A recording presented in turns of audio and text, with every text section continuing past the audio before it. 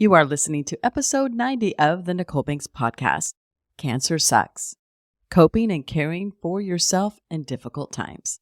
Welcome to the Nicole Banks podcast, where divorced women heal, grow, and find new love and dare to begin thriving. I'm Nicole, your divorce recovery coach and happy hour queen. If you're a Gen Xer ready to shake things up, level up, and have some fun, you're in the right place. Buckle up. We're getting into today's episode starting now.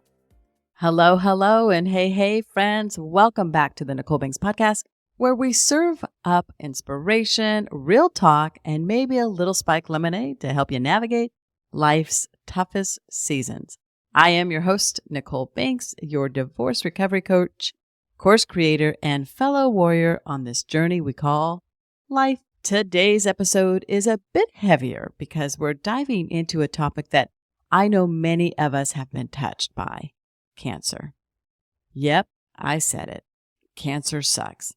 And it's okay to say that out loud if you've been affected by cancer in any way, whether it's you, a loved one, or a friend. You know the roller coaster of emotions it brings.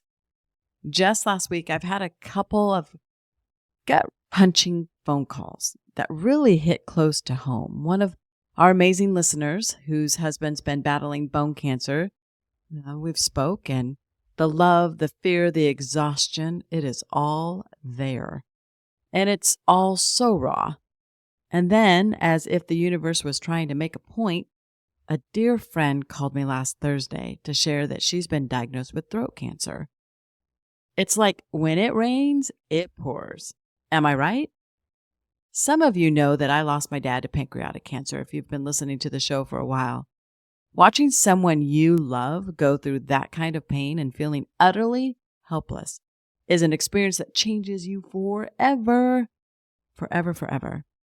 So I wanted to take today's episode to talk about ways to cope, how to take care of yourself when it feels like the world is caving in, and maybe offer a little light in the darkness. First things first, it's okay to feel everything you're feeling: anger, sadness, fear, frustration.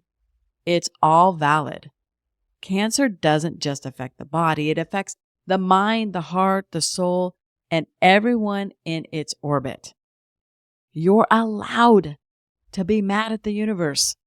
You're allowed to cry, scream, or just curl up in a ball some days. That's not weakness. It's being human. And one of the best pieces of advice that I can give is this: don't try to do it alone. Whether it's leaning on a friend, a family member, a professional, having a support system is key. You need those people who will sit with you in silence, who can handle your tear-filled rants without judgment. This is not the time to be a superhero. Let people be there for you. Even when we feel we have nobody, I promise you, there's someone out there that is willing to support you during this trying time. Now let's talk about you. Yes, you. Because taking care of yourself is not selfish. It's actually going to be very necessary. Whether you're the patient or the caregiver, you can't pour from an empty cup. I've said it before, you'll hear me say it again. You cannot pour from an empty cup. Here are some ways to take care of yourself when cancer is part of your story. Number 1, give yourself grace. You're not going to be perfect, and that's okay. Some days just getting out of bed is a win. Celebrate the small victories, even if it's just taking a shower or making it through the day without crying. Number 2, take breaks and set boundaries. This one I can't stress enough, especially if you're the caregiver. It is totally okay to say, I need a minute. Find a quiet spot, even if it's just in the bathroom. Take a breather. You have permission to step away when you need to recharge. You're the caregiver. Hello, you're going to need to recharge. Number 3, prioritize your health. Eating, sleeping, and moving your body, even if it's a short walk around the block, these are essential. When my dad was sick, I found that keeping some sort of routine, no matter how small, totally kept me grounded. Number 4, seek support groups or counseling.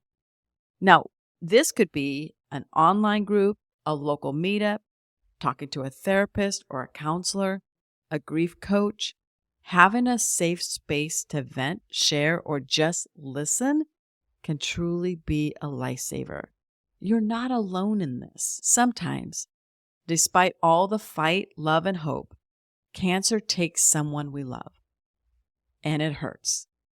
And it hurts to the core, more than words can ever say. One of the hardest things to come to terms with is when the plans you've made together suddenly vanish.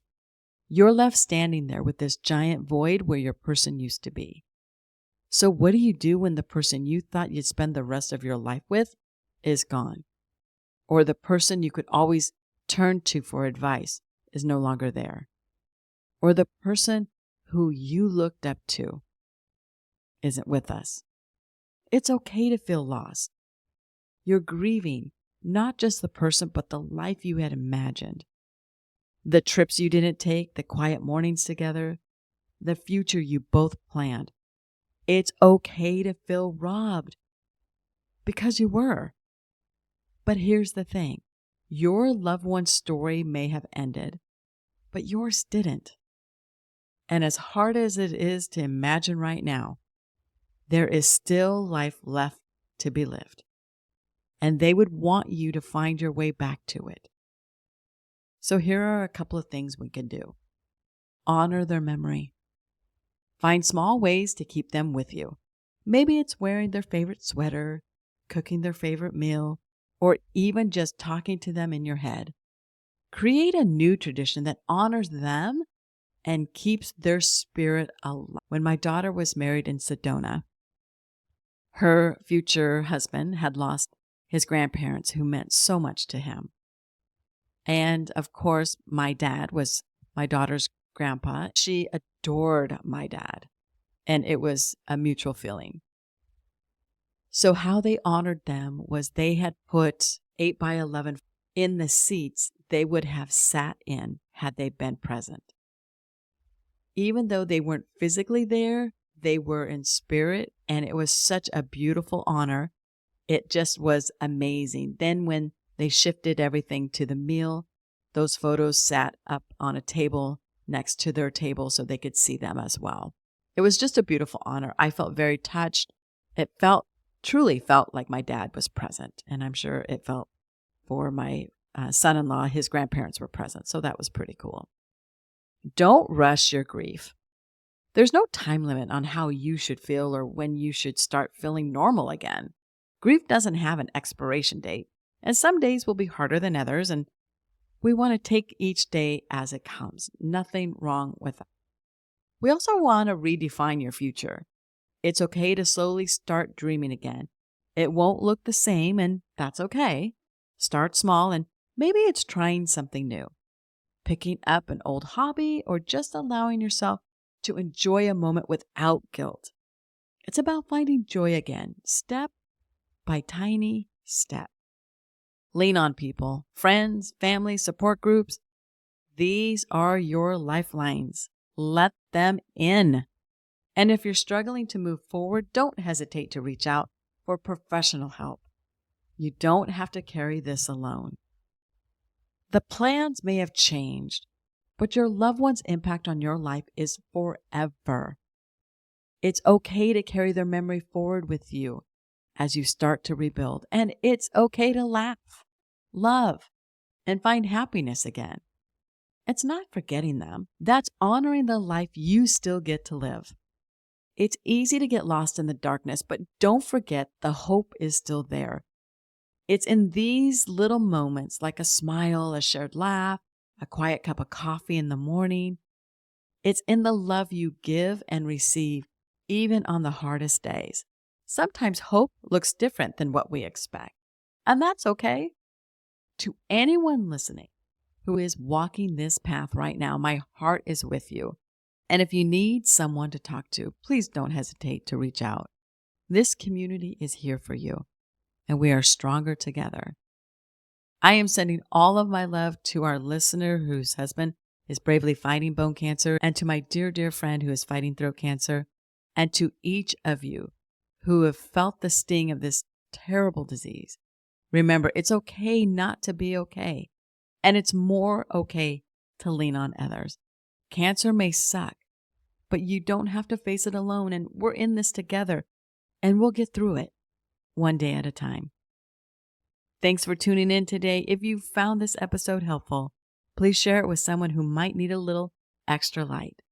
Don't forget, you can always connect with me on Instagram or over on my website, NicoleBanks.com. We're here to support one another every step of the way. Until next time, take care of yourself and those you love. You're stronger than you know.